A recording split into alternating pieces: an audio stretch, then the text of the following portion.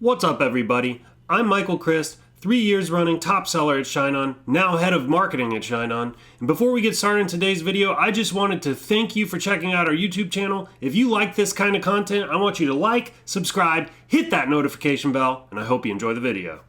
What's up? Boys, how are we? What's up, everybody? Hello.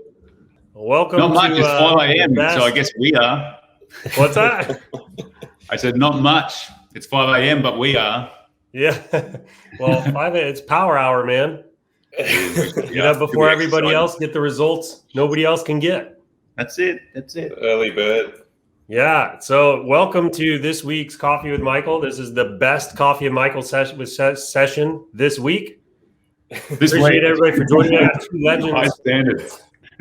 Two legends with me today, Ronnie and Suhail. We're going to get really deep into it, what it's like being legendary. I'm sure they're going to have a lot of fun insight to share as far as that goes. Before we do, we need a little digital marketer's toast. Am I right? So everybody, Right. grab a glass, grab a mug, bottle, or flask, and join me now.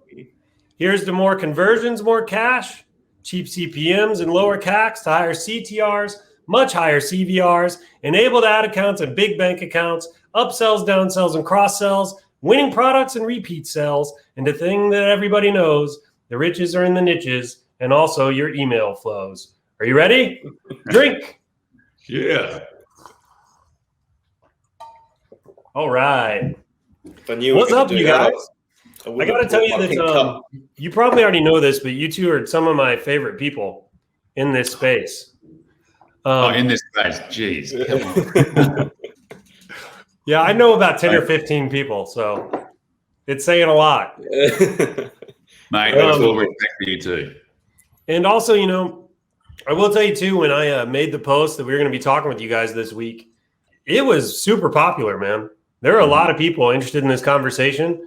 You guys have been your common names, I think, in our little world here. Most people know who you are, and you're two stand-up dudes. You're always helping out in the comments and things like that. So I just appreciate you guys taking the time with me here to chat. I know I'd kind of like to know a little bit about the origin story here of you two. Where do you guys come from? I know you guys have been around for ages. You started in the Teespring days, at least Ronnie did. I don't know if Suhail was around that time. No, he was around. Yeah. He was around. I was lurking in the dark as I always do. We all right. Well, do you want the story? I'll give you the story. Okay. Yeah, go for it. Oh, all right. So it was like I launched a website in 2010, and just in that time, Suhail owned a video store in town, and you quickly realize who your people are, who you can connect with, and have a decent conversation about what's actually happening out in the world. Which at this time, I was fully into e-commerce. I was super keen on it. The scalability and all that kind of stuff. Anyway, What year was this? Sorry? What year was this? 2010. Okay, wow. 2010, 11 years ago. 2011. You guys are like dinosaurs in this business. Yeah, that's right. I feel Anyway, like we just got chatting more and more, and he's like a pretty serious dude. Occasionally have a bit of a laugh, but I was like, I think I've got to get him out of this setting of where he's in work mode. So I invited him out on a date, and we went and had a hit of golf, and the rest was history. But that was the moment that we sort of started really hanging out. We'd catch up for coffee every morning and just talk ideas and all that kind of stuff. So we quickly, my Bambino brands, which I was working on at the time, it had a great period of growth, but then it fell over. And then a couple of years later, Suhail and I got into business doing cheap website designs.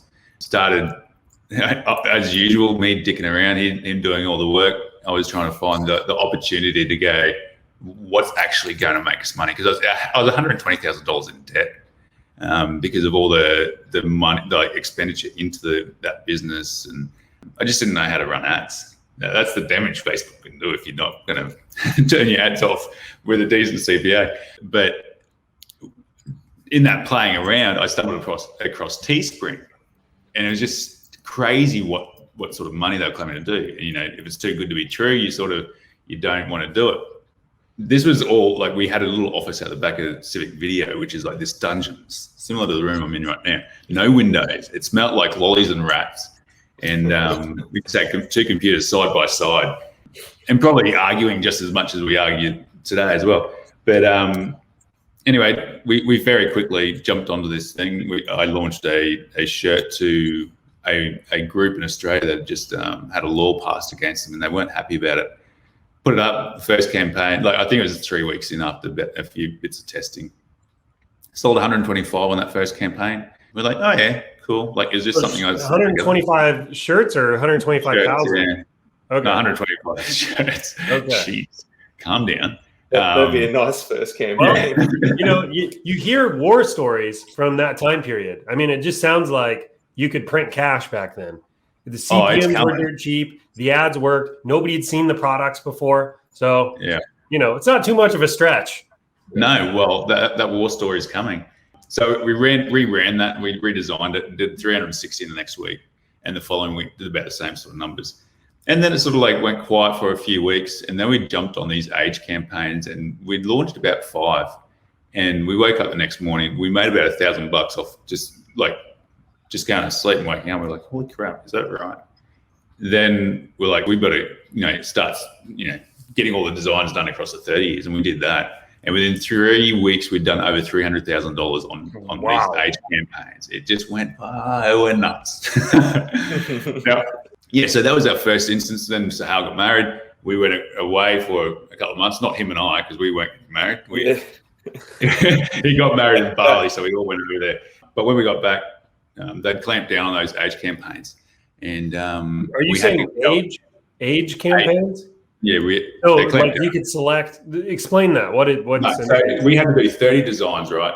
It said limited edition, made in 1963, built to last. Got it. It was like made in Australia or something like that. Like we were targeting Australia, hadn't been done at the time.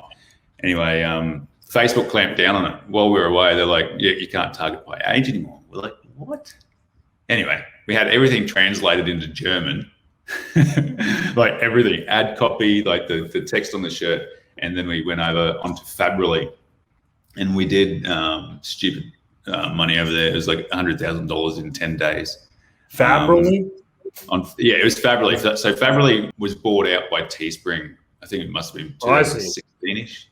So hang on a sec, man. Let's recap a little bit. So you guys met in 2010. Suhail was working at a video store. You were $120,000 in debt, right? Mm-hmm. You were all in on the e-com thing. I'm curious, what sold you on e-com in 2010? Oh, the scalability. Like, I was on the tools. I hated the tools. Like, I'm a carpenter by trade, but I was sick of. We just had a new son, and I was leaving at like 4:30 in the morning, and I would get home at like 5:30 at night, and he'd be up for about half an hour that I'd get to see him, and then we put him down, and I wouldn't see him again until like that was the day. And I was like, this is not the life I want. Like, this sucks. Yeah. And I wasn't super motivated anyway. I was driving about an hour and a half to work every day. So there's all this time that I was like, this is not how I envisioned my life would go. And the e-commerce thing, I remember we got our first computer in 1995. And I remember sitting there with my brother and going, mate, if we could make $1 from everyone online, we'd be killing it. Which is true. It's still true. But can you do that, please? Well, yeah, it'd be nice. But that was sort of like, there's always something there that I wanted to get into digital marketing. And we were just laying there, my wife and I, in bed one morning, not touching each other as usual. And she was scrolling through this flash sales website, and it said, and she was like looking for baby maternity stuff. She said, if I could get something like this for baby stuff, I'd never leave. And that was all I needed was that little bit of a light bulb. And I was out of bed. I went and researched for a solid 3 hours to convince myself that it was a great idea. Little did she know she just started a business. Yeah. Little did you know that I was going to be signing a $35,000 website contract within the week. Oh, no, man. Wow. Yeah, and this is like that. I think 2010 is when Shopify launched too. So I was about to say, what did you even launch a store on back then? I don't even know now. It wasn't WordPress. But I remember everything had to be built, like the countdown timers, like I had sale windows, so they'd last for about anywhere from 3 days to 2 weeks. It was a lot of work. Like I was doing it all by myself. But you went into debt in this whole venture, right? Yeah. So here, correct a maybe false assumption a lot of us have. I seriously have the impression, because I wasn't back there running ads back then. I seriously have the impression that back then you could light up an ad for anything and it would sell.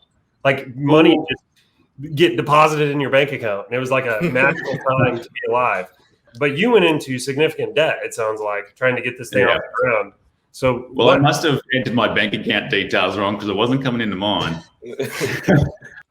Look, I can't remember the details of how I was even running ads back then, or what the setups were. I know like a lot of that money was owed to suppliers and debt collectors and all that kind of stuff.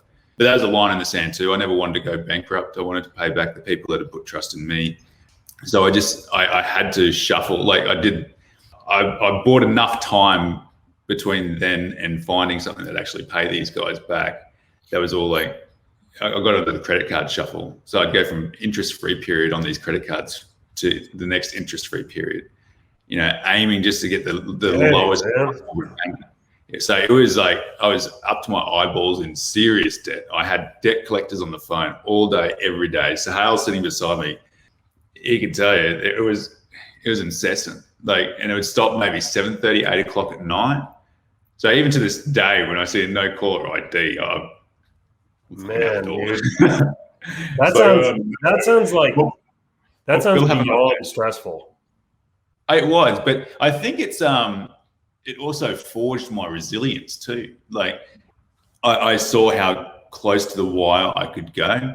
And it's not good for my wife because she's fairly close to how like these guys thrive on security, and here's Ronnie, like couldn't be more insecure.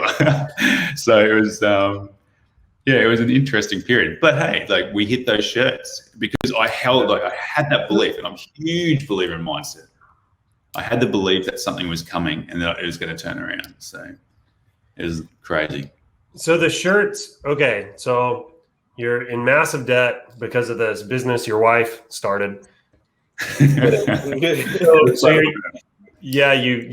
accumulated quite a bit of debt. You meet Suhail. I assume you tell Suhail like, "Hey, come start a business with me." He doesn't know about the debt. It's like a little bit more gentle than that. Like it took some time. It wasn't I had to do.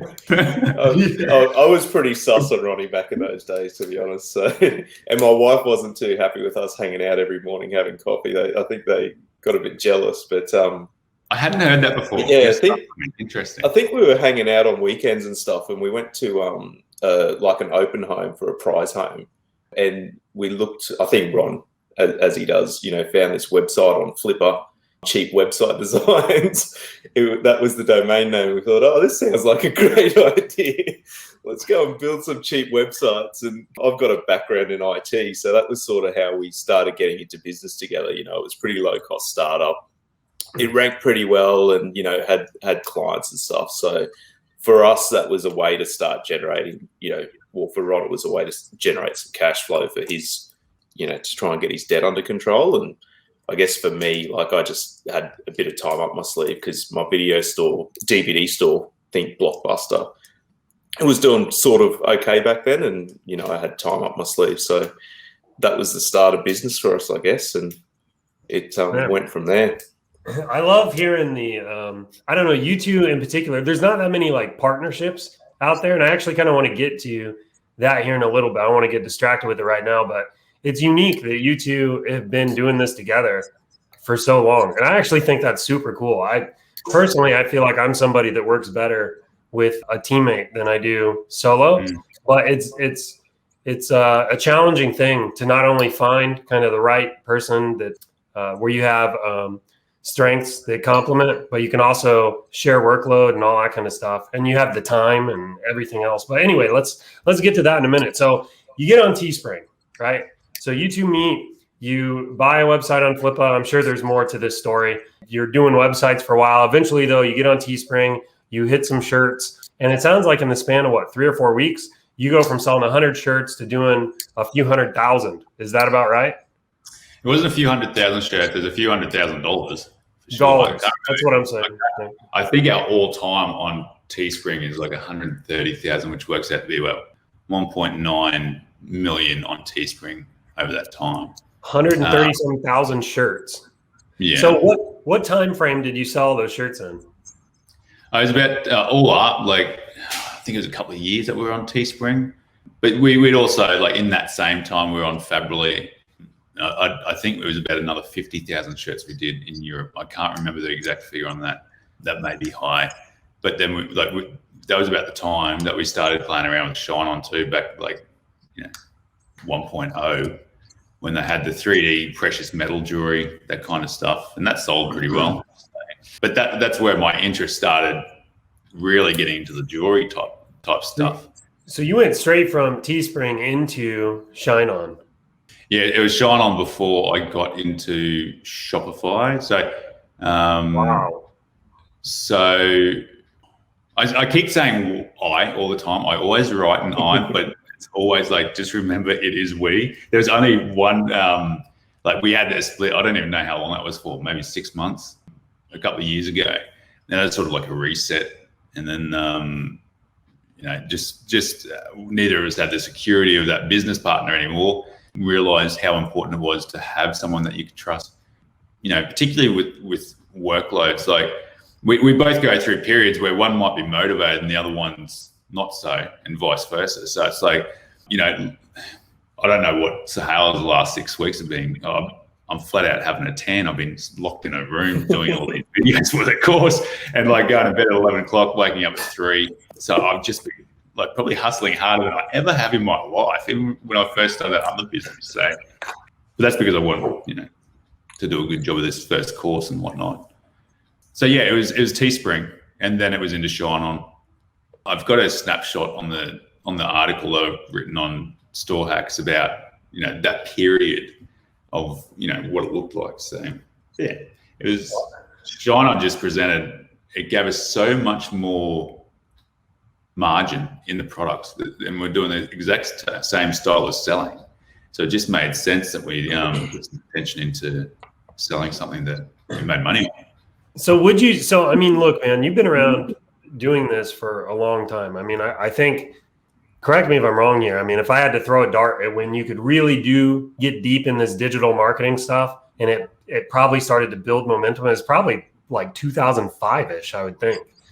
So you're only looking at about 15 years in this industry, solid years, maybe even less than that. I mean, don't get me wrong. I know that there were people making some good money online before that, but they were few and far between, and you've been around for 2/3 of that period of time. So I'm curious, from your perspective, was it easier back then than it is now? How's the market changed? I honestly don't think it is any easier.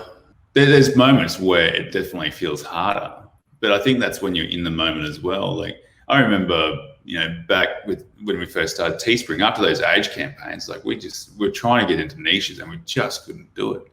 Like we were scratching our heads. And see, this is the first sort of instance where we had an opportunity to teach as well.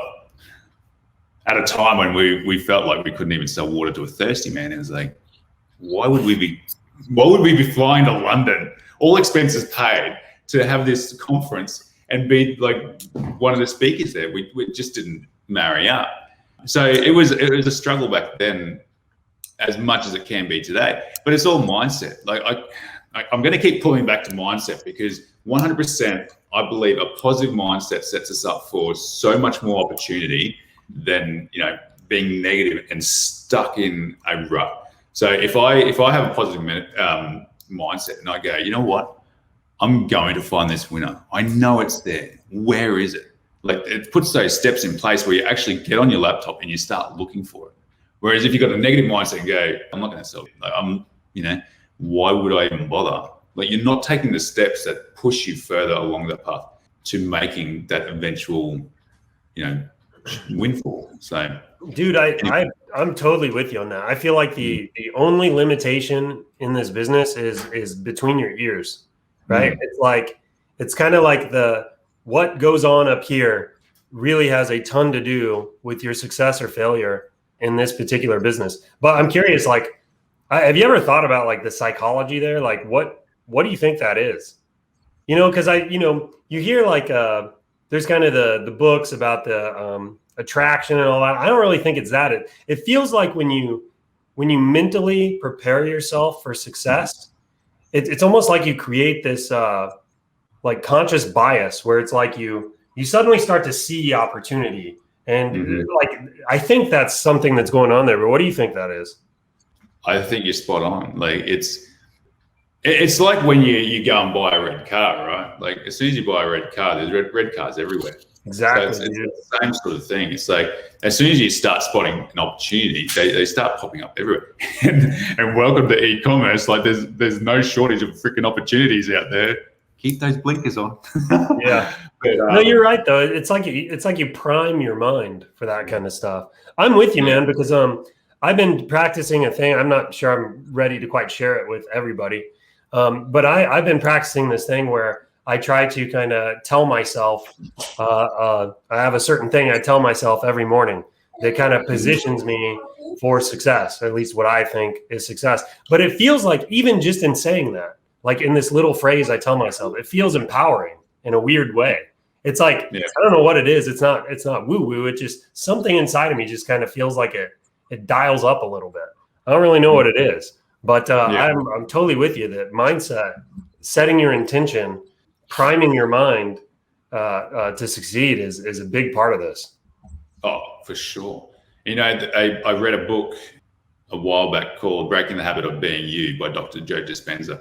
And my God, like it really is showing you the way of how to get through anything and achieve what you want. Like, and this is the power of like thinking about abundance and success and all that kind of stuff. It's about meditation. So you would, in this lead up to when we had $732,000 plus in 3 weeks, like I was meditating every day for half an hour, like in the morning. As soon as I'd wake up, so you're still in that, semi-conscious state. You can believe, like you're in that dream state, so it's easy to believe what you're thinking about. So how's it going? Boom. I'm just thinking I wasn't meditating at all. And I was just doing all the work, right? And probably straight after this call, everyone's going to start meditating. There's going to be a spike in Spencer books. Like, seriously, sales on Audible. That book is so good. But you go through this process of you declare like what these traits were, because I knew I was wasting so much time just like scrolling through Facebook, and like I knew I had to focus and get on track. And just like by doing this process of, the water rising technique where you're getting yourself right in the zone, declaring the bad traits that you're trying to get rid of. And the bad traits was like anxiety, stress, frustration, all those sorts of things. And then the next part is like you're talking through your subconscious through it all. And then you get to this point where it's like you're physically thinking about living that success that you're trying to achieve. And for whatever reason, part of it, and I'm not a super materialistic person. Like I've got everything that I want except this white Lamborghini that kept on, popping up in this meditation. And it was Matt White driving out of the Lamborghini. Shut up. I just like how Suhail's just over here laughing at you the whole time. I'm not materialistic, but I'm always finished meditation, all right? I'm dreaming again. Matt White Lamborghini out of the car dealership with my son in the passenger seat. Like I couldn't change the color, but that was the thing that I just kept on going to. So, but what that led me to was that abundance mentality led me to thinking like that anything was possible, that this success was coming. And I still feel it. I know success is coming. I don't know when, I don't know how, but I'm going to chase it down. Like I'm not going to leave any stone unturned. Yeah, it's just the power of positivity, dude. I freaking love it. I can't get enough of it. Well, energy. There's also something too that's just empowering and taking back control. Like I read a book called Man's Search for Meaning by Viktor Frankl. He's a guy that went through the Holocaust and he became a psychiatrist. And anyway, he talked about how like in the concentration camps, he could have literally everything taken away from him everything. I mean, his identity, he was stripped down to a number. His family was taken away. All of his clothes were taken away. Any of his personal possessions. Literally, he became a number. Everything was taken away from him. But he realized the one thing he still had possession over was his response to the abuse. That was one thing that they literally could not take away, was his own agency and his own will. And there's something in that I feel like is connected to this mindset thing, right? It's something about taking control over your situation. It's something about taking control over the direction you want to go. It's something about, like you said, I can't remember what they're called, self-declarations or something. I can't remember what they're called. Proclamations. There you go. There's something about that just, it's like it's priming your attitude and your mind for how you're going to respond to the world as you move through it on that day, you know? And it's super powerful. Now, you said something though, and I want to ask you about this. You literally just said, and I'm going to frame this up. So dude, you just told us how you did over $1 million in revenue on Teespring. And you also just mentioned how you did basically $750,000 on ShineOn in 3 weeks. And then you in the same kind of flow, you go, but I know success is out there and it's coming, right? And there are a lot of people, I think, that maybe heard that and they were like, what? Because like they would love to just have a nibble of that kind of success. And I'm just curious what your thinking is on that. How do you respond to that? I think it's that financial freedom at the end of the day. Like, it's fantastic making that sort of money. And you know, there are two periods that we've done quite well. I mean, we've had other Shopify stores that have crushed it in between as well. You know, I think we've sold across all our stores about 30,000 pieces of jewelry over the years. I had a sneaker store that did 500,000 in a couple of months. I can't think of them all right now. But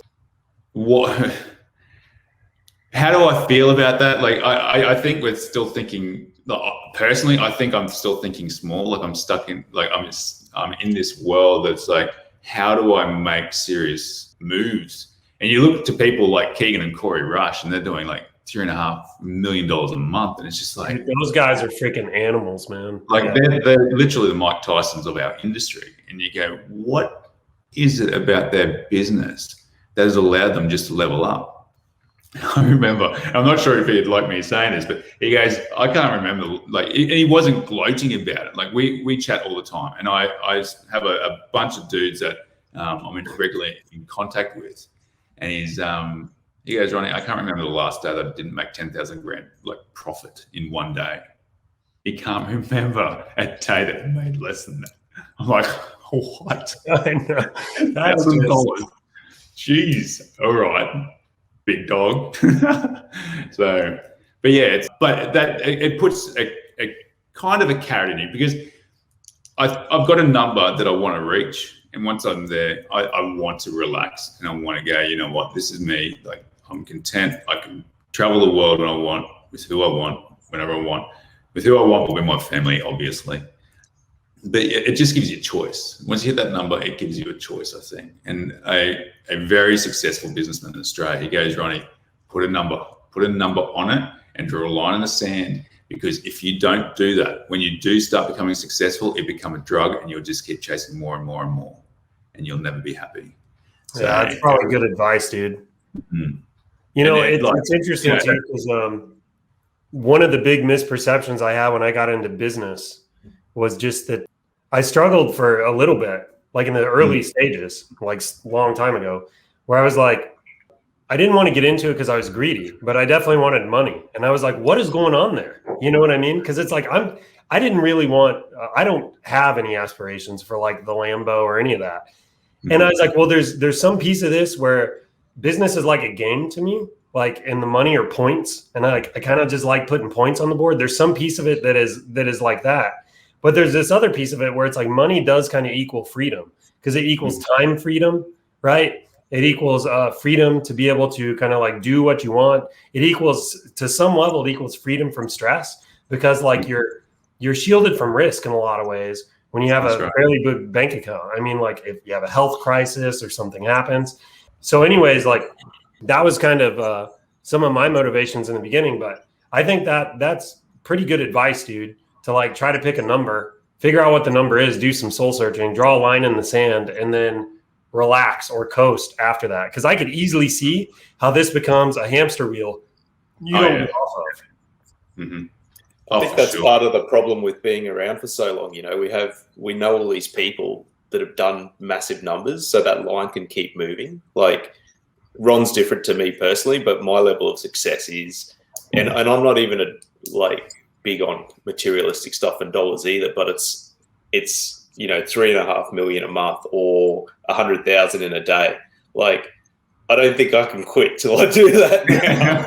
So as long as people keep pushing these numbers, I know 3.5 million a month's probably that's going to take a lot of work, but to sell $100,000 worth of jewelry in a day, that's kind of in the back of my mind, something that once we hit that, I'll know that we've done pretty well. So, I will tell you this: there's always a line. It's a moving line, but yeah. I will tell you this, dude. I did 92K a day, and it did not scratch the itch at all. That happened, and I was revved up, man. And then it comes January 1st, and you're like, what? Why won't this thing buzz? Dude, it is true. You get spoiled on Q4, and you go right into Q1, and it can be kind of painful, you know? So, something else I just want to talk about real quick on the subject of money is one of the reasons I like doing the interviews, and, I've known you guys for a long time. I've known a bunch of these other people, but even Keegan, he normalizes the success a little bit. It becomes human. You know what I mean? So often the, what do you want to call it? The heroes of whatever it is you're pursuing are out there. They're in the ether, and you can't talk to them. You can't touch them. They're just what exists of them in your imagination. You know what I mean? But when you talk to Keegan or you guys or somebody else, you realize they're freaking normal people, man. I mean, they get sick, they get stressed out. They have to use the bathroom and eat food. You know what I mean? It's it totally normalizes the success. And you start to realize they're not superhuman, and you could probably tap into what they have and reach the same levels. You know what it comes down to? And I think I've nailed it with this. I'm yet to be 100% proven, but it's expectations. When you operate every day with the intent of making $1,000 that day, your expectation level is the amount of work that it takes me to do this money is this. And you get used to that figure, and that's your expectation, and that's your default that you keep going back to. Whereas if you start operating at $10,000 a day, and you go, right, these are what I do every day. These are the things that make me $10,000 consistently. It's where you're at. If you're making $1 million a day, or a week or month or whatever, the same thing applies. You've got your systems in place. Your mindset is that that's the money that you're going to be making. You just get used to it, and it's getting your head around that, I think. Well, and once it's not special anymore, it's the goal just it levels up. Yeah. So what do I do today? Buy another G-Wagon. Give me another white Lamborghini. I think Keegan's got 2 now. Corey buys a new supercar every couple of months. It's damn, dude, that's sick. Yeah.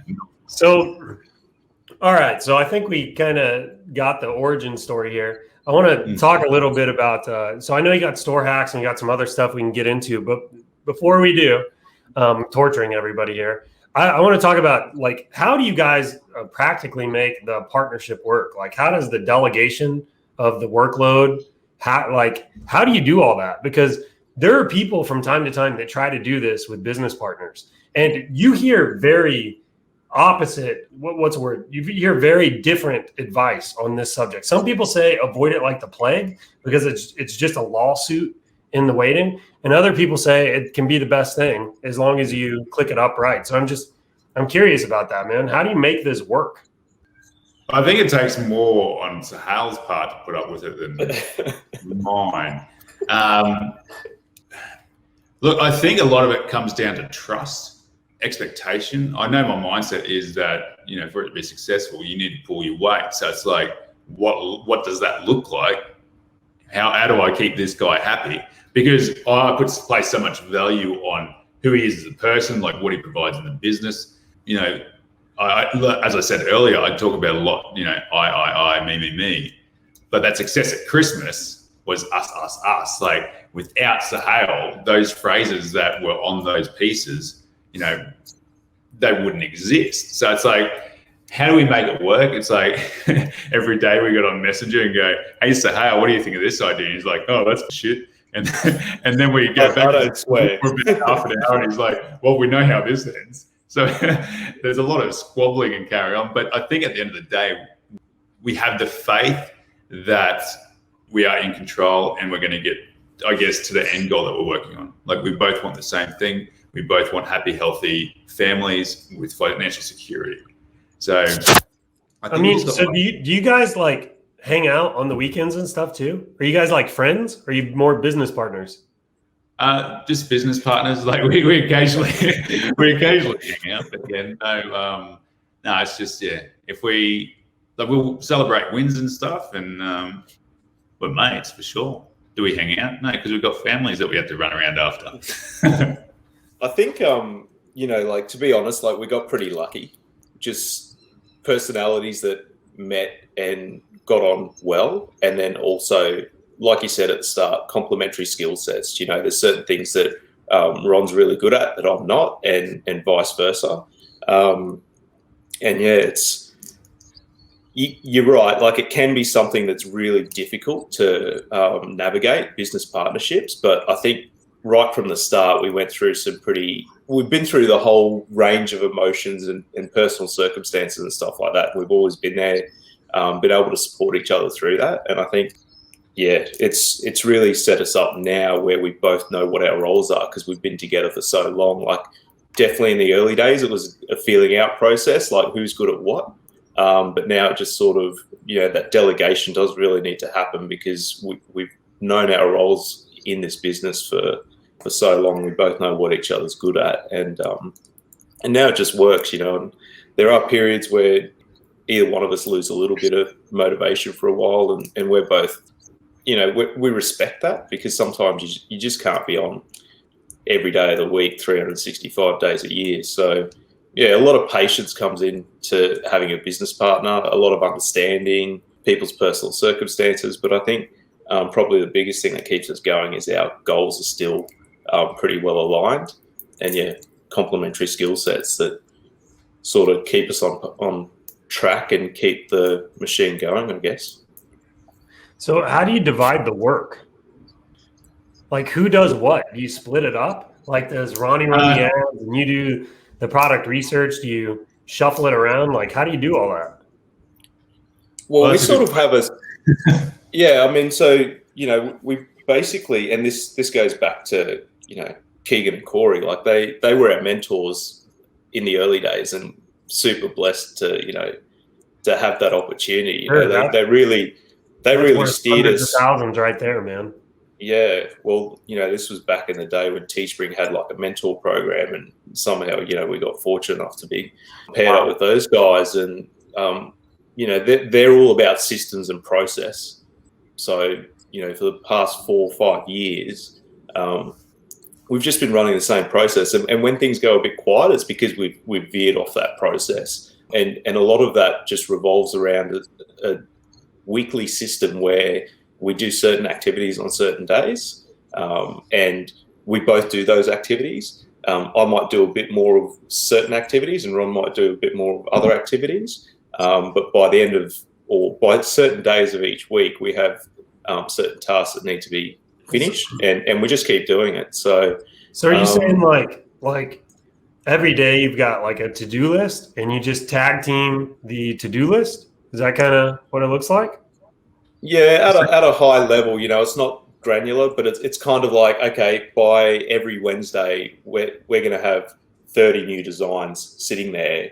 Our VA will have it in a list. Here's the URL for it. Here's the, whatever information we need, whatever pixels on it. And we'll just go through the list and one by one, we'll check it off. As we're checking it off, it's in a Google Sheet or on Trello, depending what we're working on.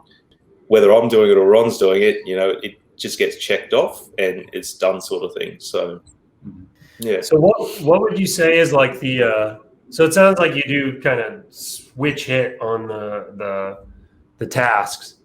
So I'd imagine, you'll both jump in from time to time to do the research, or you'll both do the ads or whatever. Correct me if I'm wrong. Yeah. So what would you say is like the most like benefit, like, if there's somebody out there listening to this that's in a partnership, like I'm curious, like, one, what advice would you give them? But two, what's like the best like system or process you could advise them to build? I'm curious about that. Are you talking about print on demand specifically in terms of business processes, or in terms of like the partnership itself? I don't know, man. Answer that. Look, we've never had any, like, apart from at company and whatever. Now we've never had really any contractual obligation. Like we didn't. I still don't think we've got a partnership agreement that explicitly says this is what he is to do, this is what I am to do. Because again, like outside of the business, so he's like Suhail is incredibly intelligent when it comes to phrase building. Like I'm not real good at retaining lengthy information, and these, like, some of these phrases are so long, and there's so many variations of them. I'm like, how can I put these together? Which is why, like, we've got that quote development sheet too, by the way, which I've put in this course. Is like, you've got the money maker, which is that first section of the thing. So this is like off on a tangent, but like it's chunking it down, I guess, and it's sort of like what you do within the business. So a lot of it is Suhail's phrase building. I'm more design like style, like short, sharp quotes with a decent, like a clear design that you can easily see. Whereas Suhail skews much more to that phrase based, where it's a lot more sentimental. He is so sappy, just it's ridiculous. Sappy works, man. I think. Well, it does. If they cry, they buy, right? So, like in that case, like he's obviously doing much more of the legwork when it comes to coming up with ideas for jewelry. So it'll be that once that's ready, I'll be like, like you said, that sheet, I'll have the sheet there ready to go and just punch out all these ads. So in terms of delegation, again, it's not something that we've explicitly said, this is what you do, this is what I do. It's just that it's a symbiotic relationship where it sounds super organic. It has been. But I think, sorry, just to jump in quickly, like to get back to like your actual question, I think a lot of our system and process and how this has evolved has come back from early Teespring days again with mentoring. And a big thing that they were about was launches per day or launches per week. So if you're in a business partnership and you're sort of looking to get on the same page, that's sort of where we base everything off. It's kind of like, how much money do you want to make? How many launches a week do you need to hit that? And then everything, how do we get to that number? So back when we were doing Teespring and we had, we hired our team, a local team, to do stuff, we were hitting 100 launches per week, because back in those days, it was literally the more launches you get up, and I guess it still applies these days, the more you get up, the more chance you've got of hitting that success. There's a balance, obviously. Like, you can't just be putting up any old crap and expecting it to win, but there's a balance between quality and quantity. We still have to find, that changes all the time, I guess. Like, that sweet spot changes all the time. But if you're new in a business partnership or finding your way, I think that's the goal that you need to work on. What's the money figure? And then how does that translate? Again, you can't, it's not an equation, but how many launches per week do we need to get up to achieve that number? And then how many ideas do we need to be shortlisting to get to that number? And what days do we need to be doing all these activities to get it done on the day? Go ahead. Sorry. So system-wise, everything back in the day, like, started systematically. We would only launch ads on Wednesday. And again, this was a Rush Brothers thing. 8 a.m. on Wednesday was the sweet spot to get fit. So we would launch 50 or 100 different campaigns with multiple ad sets at 8 a.m. every Wednesday, US time, Central Time. That's changed a bit for us now, because we'll launch on Tuesday, Wednesday, Thursdays typically. Scaling and cutting, days after that. But I mean, that gives you a bit of an idea of the system that just sort of organically came about. But it all comes about by having that one target in mind for each week, and how do we get to that number of how many new designs we need to get up. Dude, I love that. I love how you so first of all, you're picking a goal and you're reverse engineering how to get there. But I feel like what the magic is what you focus on, right? Because if you focus on the revenue number, like with tunnel vision, like there's nothing you can do to will your revenue up, right? Like no matter how bad you want revenue, if you're not also taking appropriate action, revenue does not move. So I love how you looked at the actions you could take and you identified the most important one to focus on, which was number of tests. And I wholeheartedly agree with this. The more often you get it back, you're going to increase your chances of hitting a home run, right? Mm-hmm. So the more tests you do, and I also like how you said, it's not just quantity, it's quality. So it's like the more quality tests you do over a long period of time will increase your chances of hitting your revenue goals. Mm-hmm. I freaking love that, dude. So let's get into Storehacks a little bit. So when did Storehacks start? 2018. So I wanted to diversify. I'm always interested in diversification, right? Like much as I am not risk adverse, I do like different sources of income. Anyway, I started looking at doing this this agency course. I did all the training. I spent $10,000 on this course and got in there. And I was like, right, January 15 is the day I'm starting cold calling people to start running ads for them. January 14, I lost my ad account. Not my ad account, my personal Facebook account. Everything was gone. I could not get into anything. I was like, what? Like I could not speak to anyone. And, I'm a pretty sociable creature and I speak to everybody, like so many people around the world. Anyway, I was like, well, if that's the case, and it was about like copyright infringements that I'd made in 2014 when we first started with Teespring. And back then it was about the education was find a sports team and run shirts for that sports team. So one of them was a Florida Gator shirt. There's a picture of their logo in the state of California.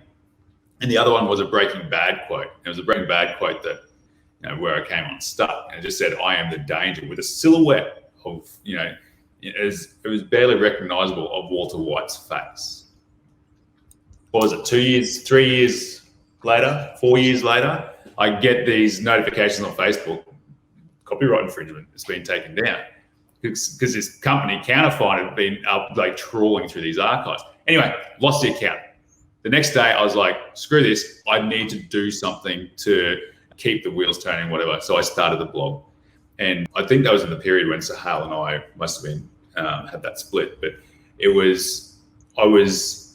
I wanted to give back to the community. I didn't know how this blog would make money, but I just wanted to get all this information that I learned over the years out, into this world where there's so much misinformation.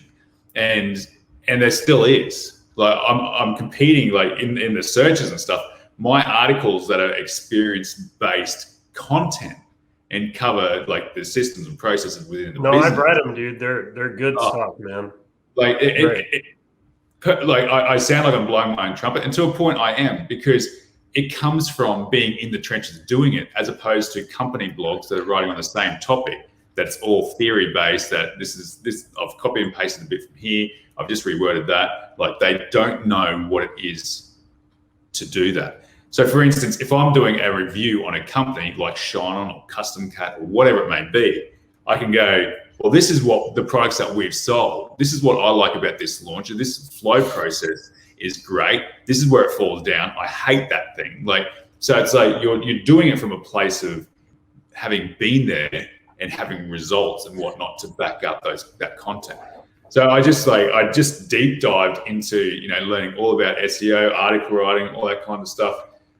It sits at about 15,000 page views a month, and I'm trying to build that up and put a lot more focus into it now, because I am quite proud of it, because it's almost like I can liken it to carpentry. It's something I've built from the ground up. I learned from, reading what the plan is and just executing on it, just writing articles, connecting with people and stuff like that. So But that was like full on for like 8 or 9 months where I was like full time just writing articles and going through the whole SEO process.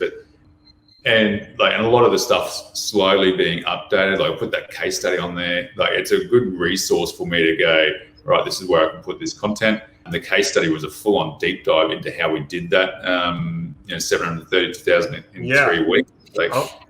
Yeah, let's talk about that for a minute. So you went on this run, 732,000, whatever, in 3 weeks. It was a little less than 3 weeks, wasn't it? Anyway. Yeah, it was 18 days. Yeah. So you went on this big kind of run, big revenue push. And then by the way, if nobody's read this article, you need to go check it out. It's on storehacks.com. There's Ronnie wrote up basically like a tutorial or a case study on how he did this. And he gets into the advertising methods he used and everything else. So it's super valuable. But let's shift gears for a minute and actually talk about that. So tell me about this run that you went on last Q4. How many tests did it take to kind of find your winner? Tell us about the scaling process. Share that with us a little bit.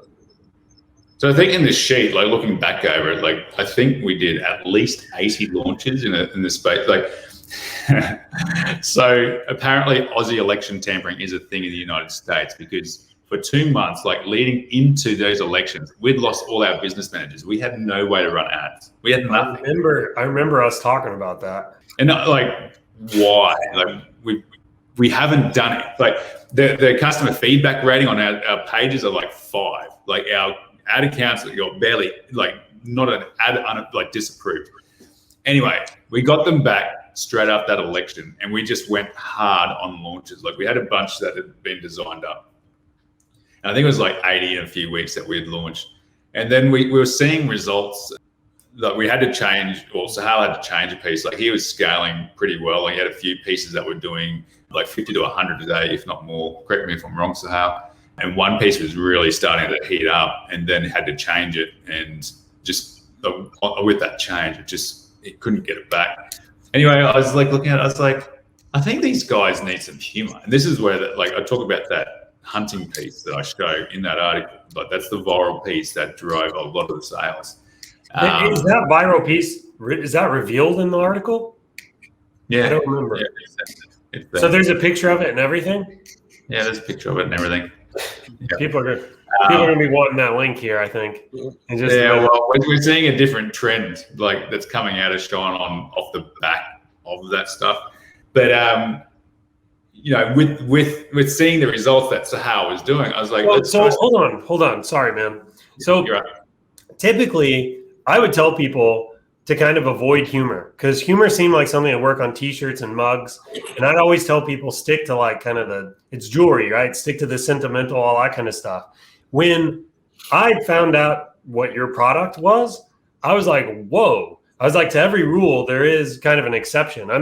How did you get on to like, hey, let's try humor here and just see if it works? Like, how did you find yourself in that situation? Standing out. So as internet marketers, our job is to stop people scrolling, read, and buy, and have those actions as close to together as possible. And it was, why humor? Why did we go that route? Like I firmly believe that I was like, no one's doing this. Like I think there's a huge opportunity here with the elements of this niche that could, it was a test, right? You go, I'm going to do that. I think that's funny. I've chased a lot of tail and seen some fine racks in my time, but yours are the best by far. It's like, who the hell would buy that for their partner? But seriously, like in that, like it's such a perfect gift. Like you think about that, like this dude is seen in his feed. He absolutely lives and breathes hunting. He loves hunting. Like he cannot eat enough meat. He's got venison in that freezer for months. He buys this piece because it's funny, and he's always teasing his wife, right? He's always like having little shots at her and whatever. I'm starting to get worried. I know some people that bought your necklace. Yeah, that's going through my Rolodex here. Yeah. Anyway, so I knew that these guys had a sense of humor, or I knew a portion of them would. Anyway, But the perfectness of this gift is this guy has bought this jewelry, which, you know, is a box. Like the woman knows that she's getting jewelry for Christmas as a gift. It's, you know, the perfect size. You know, she knows she's getting something special. Dude, Little does she know that this guy is trying it's in so like a hard. nice mahogany box. Yeah. She opens it up and she can see the glow of the light. Yeah. Shine through the crack. It just slow. Yeah. You're right, dude. I can totally see it. Right. What it does is it creates an emotion, a memorable moment. Like no amount of sappiness on a card, because we are so, like, when we are gifted something, birthdays, anniversaries, Christmas, it's always a heartfelt message. Like there's some humor, like you do see those funny cards, but more often than not, it's that stuff that is sappy that, you know, you read it once, you go, oh, that's nice, and you chuck it in the drawer. Thanks, honey. But this, it's like you've created a moment that these guys are remembering for years, if not forever. Like every time she opens that box to look at this piece, she's you know, never going to forget that. Yeah. Interaction. Yeah. So, but this is, I guess, going back to the question, how do we get onto humor? And the answer is testing and having like the spreadsheets and working out these quotes and stuff, and, you know, backwards and forwards. Like Suhail and I, like, we'd got that designed up pretty quick. I did it myself. Said to Suhail, I was like, dude, put something together that's funny for these guys. Use racks, use tails. And he worked his magic and came back with that. Like, I think we both had a good job of it. Yeah, I mean, look, man, I'll tell you, I'm not sure that is a piece I would have ran for various reasons. And, you know, also for anybody in the chat, I'm not caught up on the chat. I apologize if anybody's like going and looking at the thing and are offended, but at the same time, there's education here to be gained. I mean, what they did was they stuck to marketing fundamentals here, right? So you guys thought, like, how do I stick out in the marketplace? Everybody's doing sappy stuff. Everybody's doing sentimental stuff. Like, what do I need to do to stop people in the feed, make them pause, make them read it? Also, how do I get that tap into that emotion, make them laugh, whatever, make them cry? In this case, you know, it was, you were playing this humor angle. And also, I can tell you kind of really thought it through. It did create I can see how it'd create a memorable moment. I mean, it would likely take a husband with a wife that could both laugh at that. And I don't know how many of them there are out there, but you found a lot of them. Let's just put it that way. So I don't know, man. I think it's super interesting you got that to work. When I saw it, I was like, whoa, I just couldn't believe that's what took off for you guys. So and it took off like it was stupid. The first day it sold 2. The next day was like 14, and the next day was like 125. Like that was the ramp up. So what was your highest day? The highest day on that. So all told, because we were on the ShineOn platform, and this was a question that I was seeing yesterday. ShineOn platform versus Shopify store. We have both. So our sappy stuff, that's still like we Suhail's done the angle that is still sappy, but it's niche based and it's memorable. So that's all on Shopify, right? And they were almost identical in terms of what they were doing at Christmas. So half and half, you know. And I can't say one converts better than the other. Like the deer piece was, you know, it sold the most, but we had 2 pieces on our store that, you know, were holding their own. Like they've sold a couple of thousand as well. So when you compare the two, it comes down to what level you're at with your own marketing. If you're first starting, 100%, I'll always encourage people to start with a platform. And it's platform because it allows you to focus on 2 key elements. And that is, number 1, phrase building. And that's where 80% of someone's effort needs to be when they're starting in this industry is the phrase. 100%. It's like, it's so important, because no amount of great Facebook ads are going to sell a shitty phrase. But if you've got great products, shitty ads will sell. Like you won't. Like your method is like you want to kill your campaigns that start selling. When you told me that, I was like, you turn off ads that are converting? What? That didn't make sense. So, like, you know, when you're in your scale process, when you're looking for that monster, you're actively turning these ads off, because when you've got a great product, it's going to sell no matter what you do. So if you're struggling to get started, phrase, it's your phrase. You need to. I want to throw in there, like, you guys don't understand, when you get the phrase right, your tolerance for mistakes in other areas, it creates a buffer of safety. Like, you can make mistakes on your store, with your copy, with the ads. You can make all these other mistakes, and if your phrase is spelling mistakes on the piece. What's that? Spelling and grammatical mistakes on the actual piece. The amount of times we've sold stuff that has like a spelling mistake on it, you're like, yeah, I'm gonna fix that. Seriously, but it's still having that phrase right and dialed in. You can make other mistakes and you'll live through them, right? But like you said, no amount of Facebook ad kung fu can sell a crappy product. I mean, it's like trying to put lipstick on a pig. I mean, it is not going to work. So take a stab here. Throw a dart. What was the most revenue you generated in a day during that run? I've got a screenshot for $22,000 profit on the ShineOn store, and I've got a screenshot for $20,000 a day on our Shopify store. So something like $45,000. Sorry. Something like 40 or 45,000. Yeah, I think it's 45, but for some reason I thought it was closer to 60. So I'm not sure. Yeah, it was higher because that was profit, not revenue on ShineOn. So it was 20 odd profit, like GP. Wow. Yeah. Good for you guys, man. Yeah. Seriously, dude. Good for you guys. Hey, I know Michael, for a while there you were, I'll just jump in real quick. Like, going back on this phrase, like this one viral thing that went off, like something that, you know, I think is really important for people to know. And I've seen a couple of comments, just because you wouldn't buy it, like, that's not the point. You know, like, if you're trying to think about phrases and stuff, people really need to think about who they're selling it to and what they want to buy.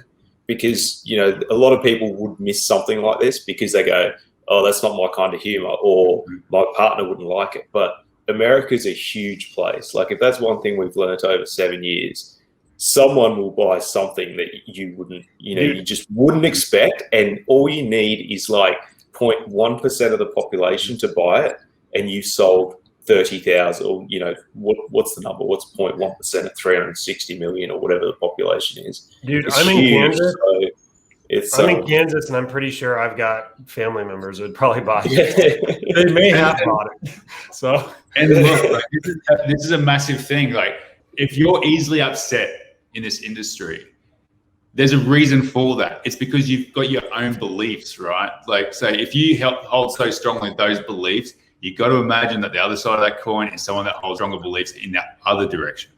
So you have to be willing. If you're easily offended, it's a hard industry to crack, because, you know, I wouldn't buy that piece. Like, what the hell? Like, I would never personally give something like that says you've effectively been sleeping around for the last 30 years.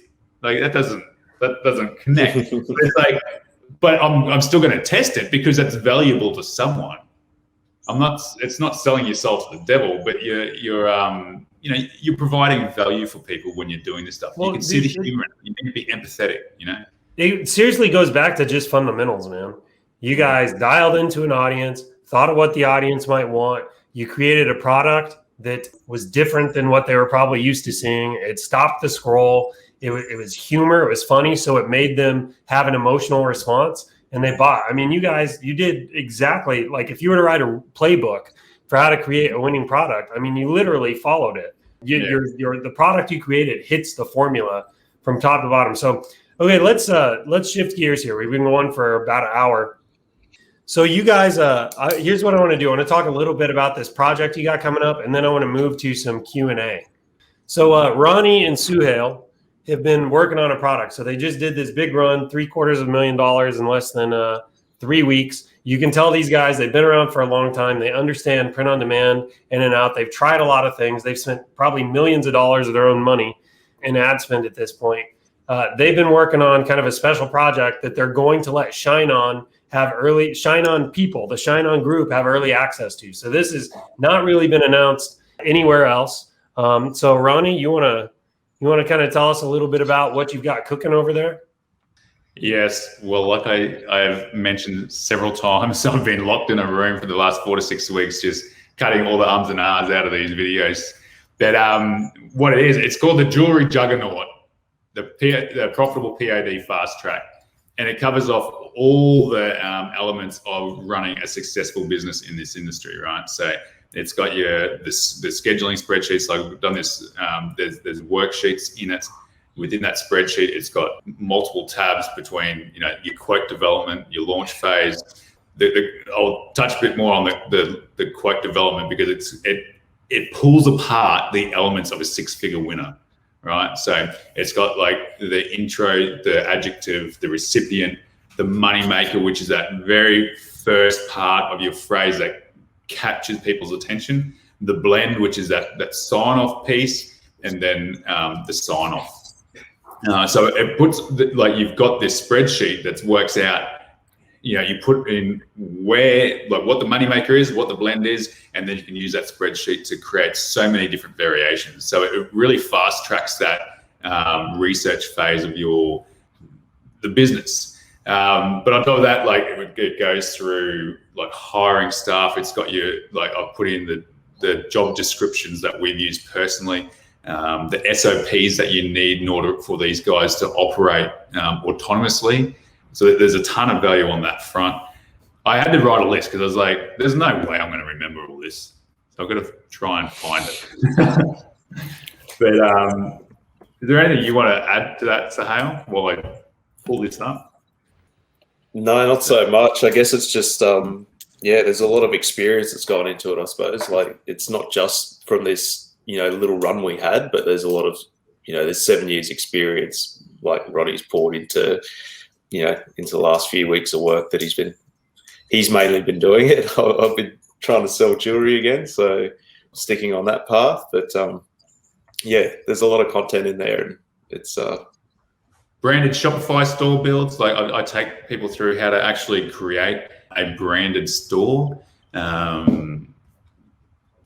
What else? The niche research. So knowing how to get into niches. So a lot of the stuff that we see is broad stuff. So we've never had success with going, dear mum, love your daughter. We've never been able to crack that. And we've spent a lot of money trying to go after that niche.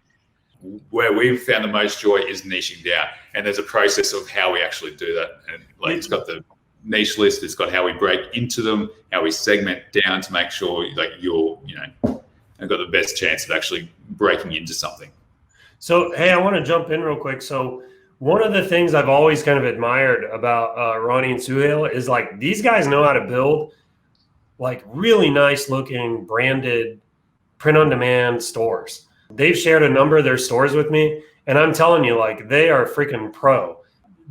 One of the things I really like about your course is you spend time talking through the Shopify side of things, and it's specifically for print on demand.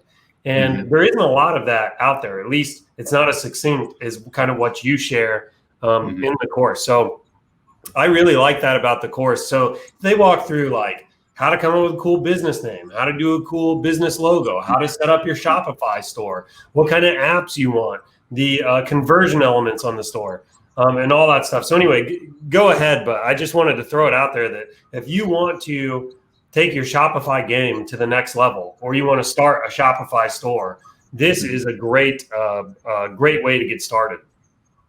And look, to be fair, that's all about the trust building. So putting someone's mind at ease when they get to your store. It's what are the elements that I need to work on to seriously make this something that someone doesn't think twice about purchasing from, right? So that's one part of it. But I think there's over 5.5 hours worth of content on there that I've put in there, and it's no fluff. I've distilled it down as much as possible. They're not super long videos. There's some that are longer, obviously the Shopify tutorials setting that up. But when it comes down to actually the quote development or stuff like that, it is to the point. This is what we do, and this is what you'll get. Like, follow this system and this is the outcome. So I'm not shooting 1-2 hour videos, just putting this content in. The phrase research, like, sorting social or Pinterest and stuff like that. Like, I don't spend a lot of time on that. I go through it and go, this is what we're looking for as we're doing this. Look for these things on these products and use that part on your phrase. So it's like, it's to the point. It's getting you through this learning curve without bombarding you with so much information that you get paralysis analysis. Yeah, so, I mean, I went through, I haven't gone through the whole thing, but I will tell you, like, I'm even taking notes when I go through it and picking up some things. So these guys have something to teach everybody. So anyways, what's it called again? Jewelry Juggernaut?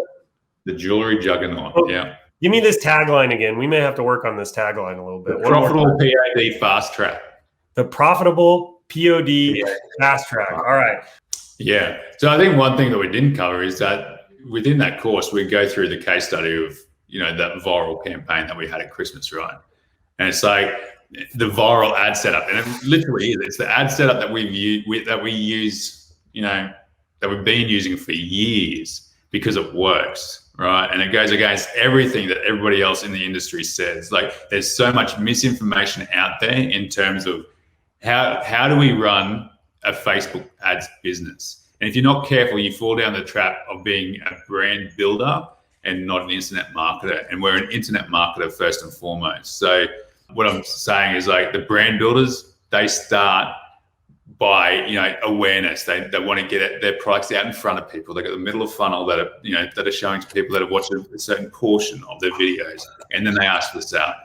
We are in the business of asking for the sale immediately. We stop people in their tracks, get them to take that action and purchase. So we take you through that process, like in the case study, how we came up with the phrase, how we launched it, what that launch process looked like. What the scale process looked like, all that kind of stuff. It's all in the course, you're saying. We were spending over $20,000 a day on ads at one point, and I was like, wow, we're literally buying a car every day at the moment. Yeah. But by the way, I remember when I was doing that, and I was like scared to death that like my electricity or something was going to go out. Like, my mind was, I had like catastrophic thinking going on. I'm like, oh my gosh, if the electricity goes out while I'm in the middle of running these ads, and the way I ran my ads were kind of risky. I mean, I had a bunch of campaigns going that weren't profitable for me, and I had to shut them all down. So it was like a huge risk to be spending that kind of money.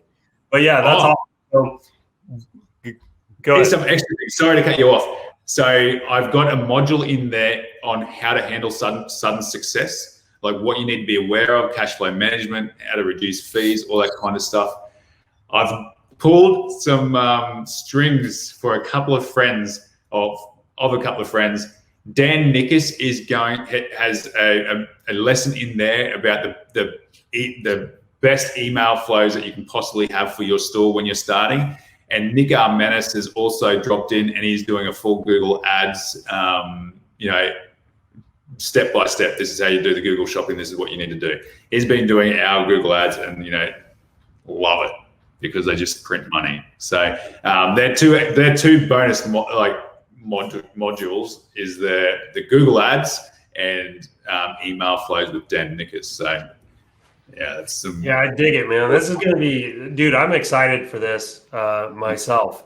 Like I said, I have seen some of the course, but even I was taking notes. So this is going to be pretty cool stuff. Let's shift to, let's do like 10 or 15 a Q&A. And then start to wrap this up. So yesterday when I made the original post, some people had some questions in there. So give me a second. I'm going to find those. And then anybody else that has questions, start asking them now in this particular post. There's a little bit of a delay between us and you. It's about a 30-second delay. So just start asking those now, and I'm going to come back to them in a minute. And I'll try to put those on the screen here as I get to them. So Ronnie, I see that you kind of went in here, tried to answer a bunch of them. Let's see. John wants to know how you're so handsome. That's a question for Ron. That's a hard one to answer. There's a lot of mirror time. I think Ron gets a haircut every second week, so Spends a lot of time working on that, huh? So, not cheap. here's one. What's your process for ad copy? Do you keep it simple or complex? Super simple. And if you want these golden nuggets too, and I distill a lot of these down on TikTok into like 30-second, minute-long videos, and I'm dropping this stuff all the time. And one of the ones I did recently was ad copy. And it's like, how do we, again, what you want to do is stop people in their tracks. We are doing everything to get a reaction from people. And every step we take in that is helping Facebook recognize that this is a relevant product to this person. So in the first line of copy, we always ask a question on a scale of 10, how true is this? You know, ask something more emotive. It's like, oh God, I can't even think of something right now. But I gave you examples in that little video. So what's an opener that you often use that gets people to respond? Well, lately we've been just going super simple, even simpler than that. Like just, you know, make a memorable gift. You know, do you need a memorable gift for a loved one? So it's sort of like, oh, do I have something coming up that I need to buy, you know, a present for, or just because? So get people in that buying mindset really quickly. And yeah, super simple ad copy, because we're always conscious of trying to keep that. We still put a link in the actual ad copy instead of just using the shop now buttons. And we're super mindful of having that high up above the fold or above the, you know, click down more button. And I think the big thing about ad copy is like, yes, it plays a part, but realistically, if you get the ad creative right, and the quote and the design is right, no one's reading your ad copy anyway. You know, they're looking at the image. People are visual, and if they see something they like, they're going to click on it. They're not going to. Your ad copy can only do so much for you. It's not going to make someone buy your product. So I wouldn't be focusing too much attention on ad copy, changing ad copies. I think keep your ad copy simple, and you know, find something else to worry about, which is your design and your phrase and the ad creative you use. Make sure the ad creative pops to stop people, and it's clearly what your quote is clearly, you know, readable in the Facebook newsfeed. Yes, I guess like again, this is where sometimes Suhail and I differ on things. Like with that, well, I have not started testing what he's doing. I've always like, if it's a daughter piece, it's like, how old were you when you had your daughter? It's like, it's an emotive reaction that people are going, they want to share that information. Like it's, for whatever reason, it makes people go, yeah, they enter their content.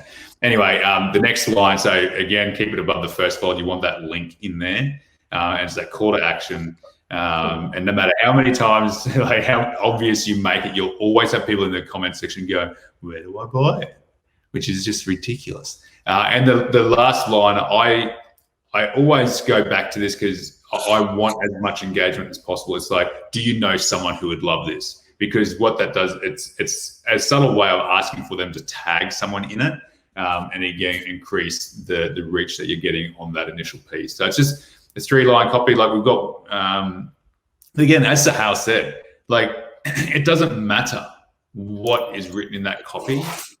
You could be insulting someone. Like if they want that piece, they're clicking through and they're going to buy it. And so long as you've got the trust factors built in your site, you're going to be making those sales. And it can't, again, I wanted to say it before.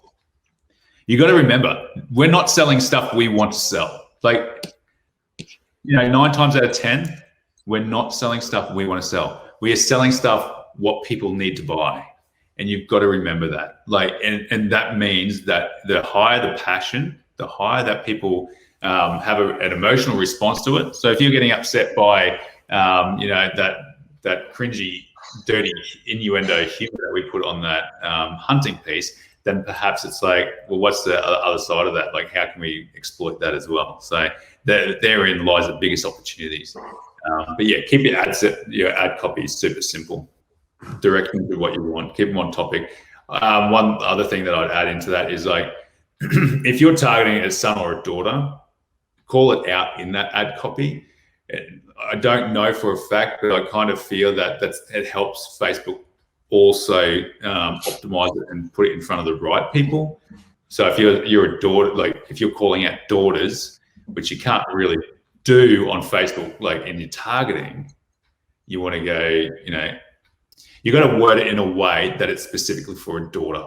So Facebook puts that to the girls, not the men, so you can target by sex.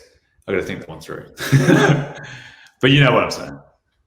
Yeah, man, that's good stuff. That's gold right there. So I'm gonna keep going here. We got a lot of questions, so bear with me here. Someone asks, I think you can have all the best designs. You can make them cry all day, but if your target market's off, they won't buy.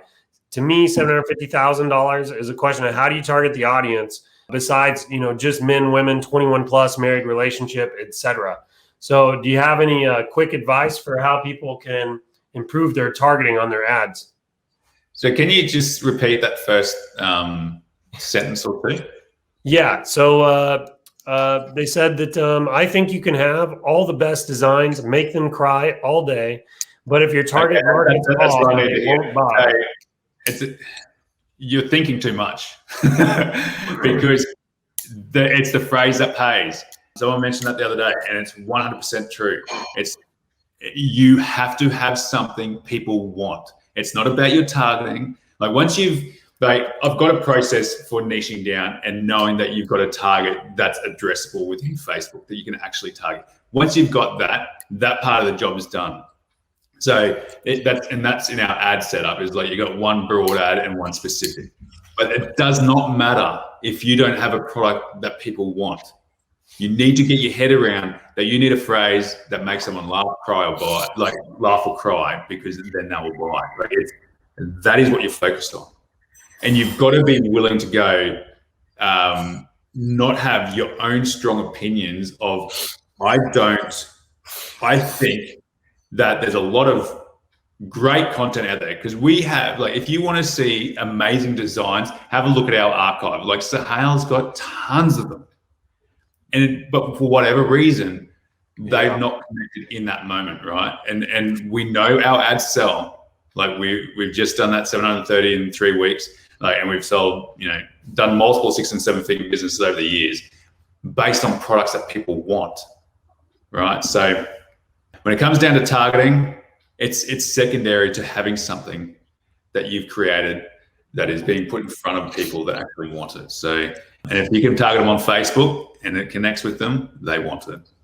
So I think sorry, I'll just jump in real quick there, Michael. There's an element of truth to that, and I think it comes down to your ad account and just testing different targeting methods. Like, don't get stuck into one thing because there's some people that have great success just targeting 21 plus, married, and that's it. But then if that's not working for you, then start targeting, precise interests. Even if the interest isn't related, you can have success by targeting married men who like hunting, even though it's a broad wife piece. So there's a lot of scope there. We've found what works for us. It might not work for everyone, but again, I think the main point is it's the phrase that's going to work. You just need to do enough testing in your ads to work out what's working with your pixel and your ad account. It could be super generic, broad, married, that's it. And if that's what works for you, then you've hit the jackpot. But test enough different variations of targeting in your testing for each design till you find that, till you find what works with that specific launch, I guess. So I got another question here. Someone asked how they can get a Suhail for themselves. So you're a pretty popular dude, Suhail. Yeah, I don't know why. Like I said, I lurk in the shadows, but yeah, I don't think anything I do is like super special. Like if I was to say, what I do here, we touched on it before. I think about what the person who I want to buy, whatever we're selling, whether it's mugs, shirts, it's their passion or it's what the message they want to convey, when we're talking about jewelry. And that's it. Like, do enough research, look at enough quotes, see what sells, piece it together in your own mind. If you don't have a good, memory where you remember phrases and all that sort of stuff, you should see our ideas boards. Like, there is literally just any snippet, 1,000 things. Like, we go through a process where we just chuck everything in there, and then we come back through and refine and refine and refine. And the more you do that, the closer you get to, hitting your winners, and you get better in your process of coming up with phrases quickly. And I guess that's, that'd be my advice. You don't need one of me. You can become like, there's nothing special about what I do. So another question, do you use one pixel? He always sells himself short. Look at him. That's rubbish, mate. You think I ran right over the top? You need a Suhail. You 100% need Suhail. Like, how do you find them? You need to network. Like, and that's what you got to be willing to do. Like, the amount of people that I know, because I'm willing to just get out of that comfort zone and talk to people. I know a ton of great people because of that willingness to have a chat. So, and it's a conversation. Like, if you're going to, it won't be a video shop anymore, and you can't damn well do it on Netflix, but if you're going to the local store and you connect with someone, start talking about what you're doing. Like, if you start talking about that you're into internet marketing, it may pique the right person's curiosity to go, I like that. So you start pushing people into this world, or inviting them into a world, I guess. And if you connect with them and you can feel, definitely sense that there's a yin to the yang sort of thing, explore it. All right, so we're going to do 3 more questions here. Do you use one pixel for each niche, or one pixel for each, for example, platform one is Shopify? I don't understand this. Do you use one pixel for each niche? Yeah. How do you set up the pixels?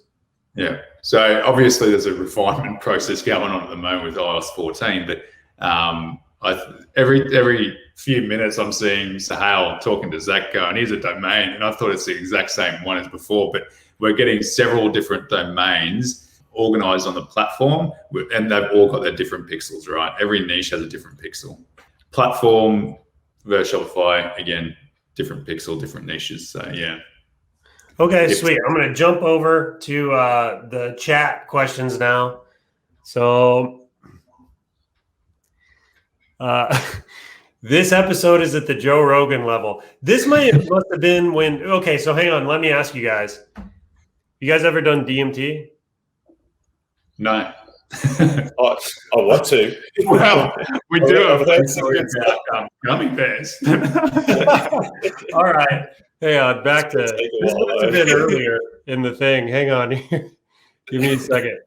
We're going to do 2 more quick questions. So David asks, testing Facebook ads, do you run conversion or engagement? Purchase conversion. Yeah, it's pretty standard for everybody, I think. Yeah.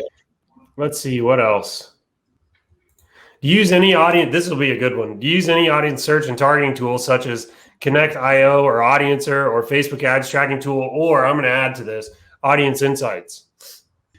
We use, obviously, Audience Insights when we're getting started. We've been in the industry so long now that we know what's targetable on Facebook, right? So occasionally you go back in there to try and find new targets. Sometimes disappointed to find that your favorite targets have been taken out of there for whatever reason.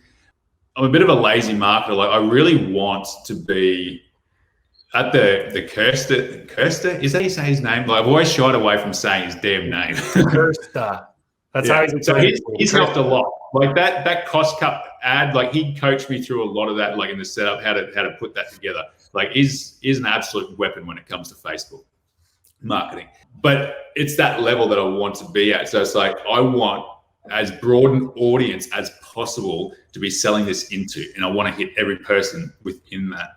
So it's like with specific ads, like obviously you're trying to find different small audiences that may not have been hit before, just to try and find different seed audiences that you're going to scale. But I've not used Connect.io or Audience. I don't even know what Audience is.